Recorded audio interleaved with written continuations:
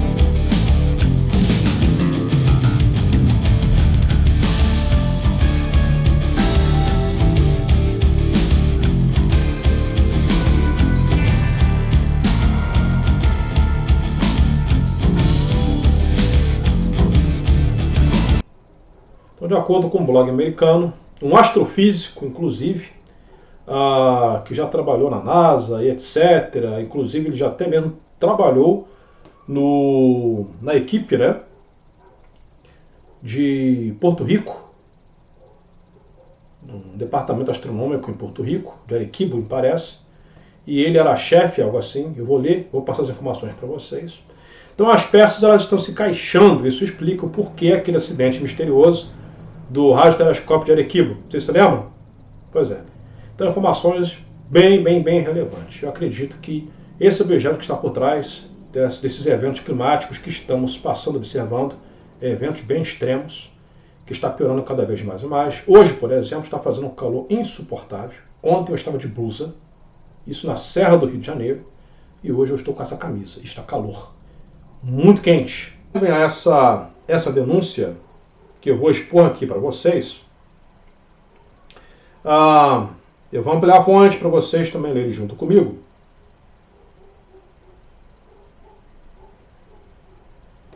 Dr. Ronald Chimchuk, que é um graduado do MIT, que é amplamente considerado um dos homens mais inteligentes do planeta e é a mais recente fonte confiável não apenas a confirmar a existência de Nibiru, mas também a alertar sobre seus potenciais efeitos cataclísmicos no planeta Terra. Eu não gosto muito de usar esse termo, né, Nibiru.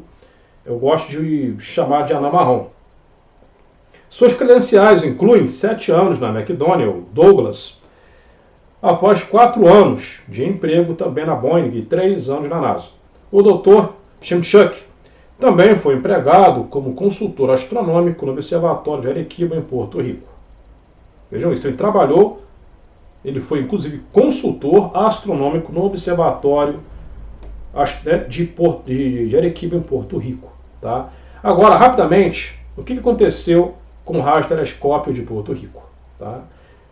Estado de Minas. O que aconteceu? Para quem não sabe, esse telescópio, né, ele sofreu um acidente, ele caiu, né, ou seja, os cabos de aço se romperam, ele caiu no chão e espatifou. Muitos acreditam, inclusive, que ele estava conseguindo registrar alguma coisa. Ele é um radiotelescópio, radiotelescópio, principalmente detectava onda de rádio. O Nibiru, uma anã marrom, as anãs marrons, por si só, por natureza, elas emitem muita onda de rádio. E com certeza esse subtelescópio já estava registrando Nibiru e era justamente o telescópio onde o Dr. Ronald Chimchuk trabalhava. Tá? A plataforma entrou em colapso de forma não planejada e tal, enfim, né? Vocês sabem, eu até falei sobre isso, mas só para informá-los, que curioso que as informações elas acabam batendo, né? Elas acabam cruzando. Então não é possível que tudo isso seja coincidência. Não para por aí, não. E a minha intenção, inclusive, é até fazer a live sobre isso. O Dr. Shimchuk, cuja pesquisa autoritativa sobre o planeta X é considerada canônica pelos cientistas de Nibiru, interessou-se pelo tópico em 85. 85 foi ano-chave, tá? Da década de 80 para cá. Enquanto estava envolvido com o programa STS da NASA, lá ele soube de uma ordem executiva secreta, é sempre a NASA. Lá ele soube de uma ordem executiva secreta assinada pelo então presidente Reagan, deve ser o presidente Ronald Reagan, proibindo qualquer discussão pública sobre Nibiru. Tá, então o presidente Ronald Reagan assinou um tratado, inclusive, né, juntamente com a NASA, de acordo com essa informação aqui, proibindo que as informações vazassem. Poucas pessoas na administração sequer sabiam desse objeto. Shimchuk disse à nossa fonte: informações sobre Nibiru eram mantidas compartimentadas, e na época eu nem sabia que nós, NASA, tínhamos uma equipe dedicada de pesquisa sobre Nibiru, ou seja, uma equipe secreta, uma panela. Poucas pessoas da NASA sabem, não é toda a NASA que sabe. Então, são 5, 6, 10 pessoas ali seletas, né, que sabem desse objeto. Mas rumores se espalharam e eu fiquei interessado. Naquele momento eu fui chamado ao escritório do diretor, onde me disseram mais ou menos que Nibiru era um assunto tabu. Quando ficou claro que Nibiru teria resultados devastadores sobre a Terra, igual aquele filme que eu mostrei para vocês, tá? Em algum momento no início do século XXI, toda a discussão pública foi encerrada rapidamente. Então foi descoberto o Nibiru, mas de acordo com cálculos, simulações, os astrofísicos, os astrônomos viram que essa coisa ia passar dentro do sistema solar, num futuro breve, e ia causar muito tumulto, muita agitação. Então o objeto está sendo estudado em anonimato. Então é isso que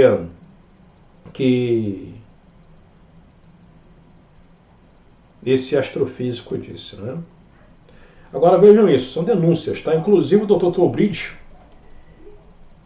ele se mantém até anonimato, ele mostra na cara.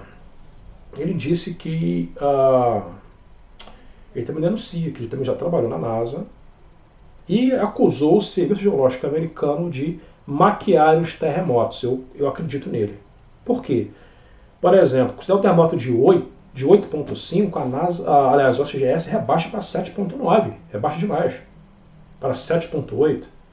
E aí não tem como você contabilizar se os terremotos estão mais intensos ou não. Porque é normal você diminuir, mas não tanto. Um terremoto de 9,5, por exemplo. Então cai para 8,7, é muita coisa. Aí fica difícil você analisar se está acontecendo algo de errado ou não, se os terremotos estão mais intensos ou não. Então por isso que é maquiado. Ou seja, quer dizer que o SGS rebaixa demais, diminui demais a potência dos tremores, dos terremotos. Então se você for casando essas informações, faz todo sentido. Vejam isso. A NASA obrigou o doutor a assinar um acordo agressivo de confidencialidade. O documento chamado de 100 por 100 estabelecia claramente as penalidades por violá-lo. Uma multa de 100 milhões, cara. 100 milhões de dólares e 100 anos de prisão. Essencialmente uma sentença perpétua em confinamento solitário, sem liberdade condicional. Saí da administração logo depois de trabalhar em outros projetos. Shimchuk nos contou. Mas ele ainda conduziu pesquisas clandestinas sobre esse objeto, pesquisas autônomas, usando sua posição como consultor no Observatório de Arequipa para promover sua investigação. Explicando para vocês. Então, por isso, depois, por causa desse cara que aconteceu aquilo com o radiotelescópio de Arequipa. De acordo com ele, os Estados Unidos da América, a Rússia, o Japão e a China conspiraram para manter informações sensíveis em segredo enquanto espalhavam desinformação e permitiam que apenas evidências facilmente refutáveis escapassem pelas rachaduras, pelas brechas. Esse governo, disse Shimchuk, planejaram meticulosamente, isso também é importante, tá? Eventos mundiais para distrair a atenção pública de Nibiru. É o que nós estamos vendo. É o que nós estamos vendo. Muitos eventos acontecendo, né? Geis, né? Conflitos, caos político, não é? Pragas, para poder deixar a massa bem distraída e não olhar para o céu, não olhar para cima. Geis, tensões políticas e eventos de mídia são todos fabricados para enganar o público, disse Shimchuk, que faz todo sentido. Em 2019 a Panda, e o Bill Ryan disse isso. O inglês, tá? Que isso iria acontecer, ele disse isso em 2009. Então, por exemplo, Geis, tensões políticas e eventos de mídia, o que acontece? Primeiro a Panda, 2019. Acabou a Panda, foi a G da Ucrânia. E agora também, né, a G ali do Oriente Médio. Claro que não é apenas para distrair o povo, não é isso. Tem outros interesses também, o dinheiro e tal. Mas o que acontece? Essas pessoas poderosas, elas eliminam 10 coelhos com a paulada. São muito inteligentes. É claro, todo mundo vai ficar focado na G da Ucrânia, na G do Oriente Médio. Todo mundo vai ficar focado nessas coisas e vai esquecer e não vai prestar atenção nos eventos climáticos. As pessoas não vão se perguntar, será que o CO2 que está provocando tudo isso mesmo? Não, porque já temos obrigações, pagar impostos, trabalhar, colocar comida dentro de casa, não é? E juntamente esse monte de coisa acontecendo, ninguém vai prestar atenção. Então é uma jogada maligna, uma jogada muito inteligente. Denúncia também sobre o Dr. Robert Harrington.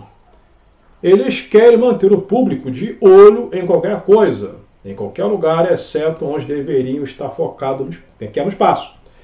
E qualquer delator confiável foi tratado com severidade, como o Dr. Robert Harrington, pessoa de peso, né? Igual o Dr. Robert Harrington, né? Que inclusive muitas pessoas acreditam que ele foi eliminado. Dr. Robert Sutton Raritan, cuja pesquisa inovadora, muitos cientistas de Nibiru seguiram inexplicavelmente, caiu, né? Teve o CPF cancelado. Acreditado como o primeiro denunciante, Harrington faleceu logo após liderar um simpósio astronômico em 93. Durante sua palestra, Harrington implicou Bill Clinton, Boris Yeltsin e Anwar Sadat em planejar um plano para dispersar produtos químicos na atmosfera para ocultar a existência do astro. Esse processo agora é comumente conhecido como os chemtrails. Ironicamente, poucos dias após o seminário, Harrington foi diagnosticado com câncer de esôfago de início súbito e já caiu sem vida 4 dias depois. É claro, Harrington foi a primeira de muitas, né, de muitas eliminações, disse o Dr. Shimchuk. Geralmente, fontes confiáveis fizeram ao Dr. Shimchuk, nome chato de falar, né? Mesma pergunta feita a todos os pesquisadores de Nibiru. Por que não conseguimos vê-lo? Ele disse assim: quanto tempo de vídeo? 14, já estou encerrando. Senão as pessoas não vê, né? Se ficar muito grande, 20 minutos, ninguém assiste. Pode ser visto se você estiver no hemisfério sul, uma altitude maior que 19 mil pés. E então as condições astronômicas devem estar corretas. E então somente se você tiver ferramentas adequadas, como um MEAD, 20, MAX, ACF, F18, Advance, Coma Free, dá todas as, né, o nome dos equipamentos, tá? Mas no valor de 36 mil dólares, imagine R$100. Ninguém tem isso. Além das condições mencionadas, Nibiru permanece oculto para todos, exceto os telescópios mais poderosos da Terra. É que eu falo, pode ser visto por supertelescópios. Ele não está aqui dentro não, ele está fora do sistema solar ainda. Aqueles controlados pelos observatórios financiados pelo governo. Nibiru é um termo coletivo que se refere ao sistema Nibiru, um sistema solar em uma órbita de 3.600 anos ao redor do Sol. Eu acredito que deve ser 12 mil, tá? Mas tudo bem. O sistema recebe a computação natural por meio de uma tela reflexiva de poeira de ferro que emana 7 milhões de milhas em todas as direções. Agora vejam isso. Se você acordar uma manhã e vir pó de ferro vermelho no para-brisa do seu carro, Nibiru provavelmente está a menos de 12 horas de distância, disse o Dr. Jim Chuck. E isso já, curiosamente, né, isso já está acontecendo. Tá? Por isso que eu disse que é um assunto muito grande, que é bom fazer uma live. Né? Pó preto magnético. Vários inscritos mandou isso para mim. Ó. Rose, Suelen, parece que o Marco Peixoto também mandou, direto de Maringá. E eu falei muito desses pós pretos magnéticos que estão sendo encontrados. Obrigado pela presença, até a próxima. Tchau, tchau.